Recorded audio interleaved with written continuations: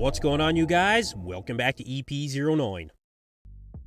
So, the 2023 Classic Physique Mr. Olympia prejudging is officially in the history books. And you guys, this came down to a battle between your top 6 being, of course, Chris Bumstead. You had Ramon Dino, Urs Kalecinsky, Michael DeBull, you had Breon Ansley, and we also had Terrence Ruffin, Rough Diesel.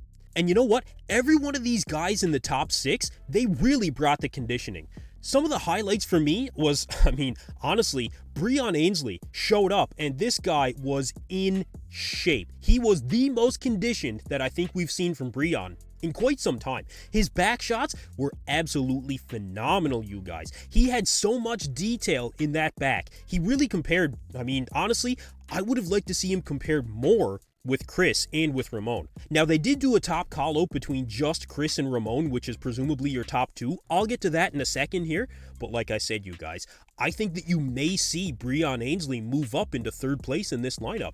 And you know what? If you do see that, honestly, after this season, I really thought that you would see Breon retire if he didn't make at least 3rd place. And it looks like he is going to fight for that spot. We still have the finals to go through, but Breon really did bring an improved package. For everybody out there that said that he should have went to 212, I think that this solidifies the fact that he still belongs in the Classic Physique division. Rough Diesel also brought a very impressive package here.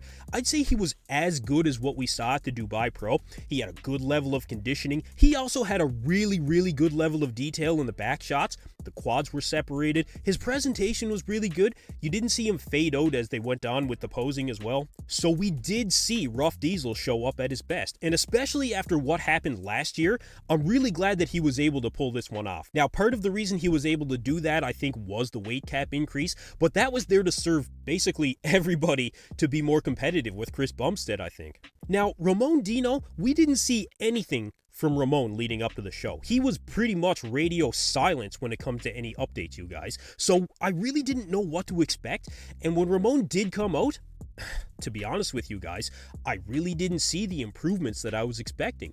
Given the fact that he did have the extra weight that he could go and do, I didn't see the improvements. I think that his conditioning was good. I don't know if it was as good as what we saw last year.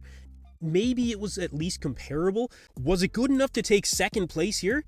Well, to be honest with you guys, I want to see Ramon compared more to Breon Ansley at the finals.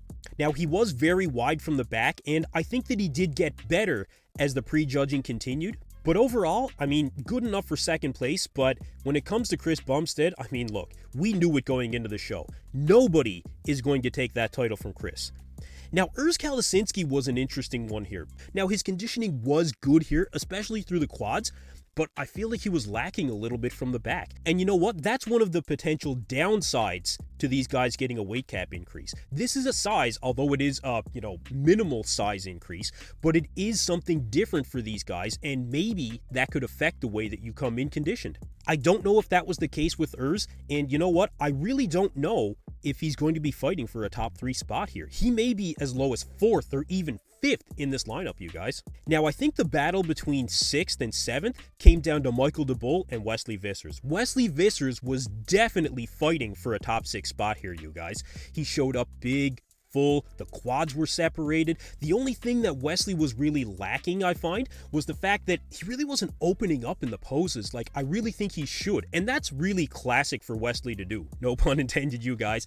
But Wesley traditionally does not open up as much as he really could when it comes to some of the poses. I really feel like for his favorite classic pose that he should stick to the 3/4 turn back double bicep. For what he really does for that pose, I find that it exposes his weak point, which is his midsection. Specifically the rib cage, where it just kind of pops out a bit more than what you see from other competitors.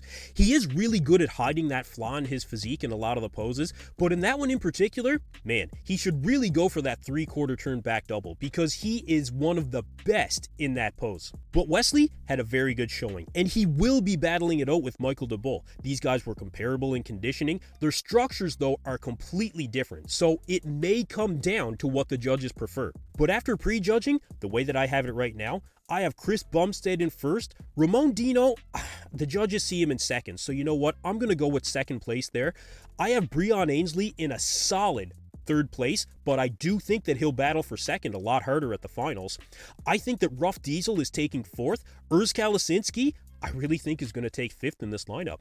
And the battle between sixth and seventh, man, it's going to be tight, you guys. That's going to come down to the finals. So I don't want to call it right now, but I do hope that we see Wesley Vissers compared to Michael DeBull just that much more to really find out who will take that sixth place spot. But that's going to wrap up the Classic Physique prejudging for you guys. Stay tuned. We still have the finals later tonight, and we have the final battle for the Men's Open Mr. Olympia title. Stay tuned. I'll have all the updates for you guys right here. Anyway, that's it for me in this video, you guys. Thank you for tuning into EP09. Be sure to like and subscribe.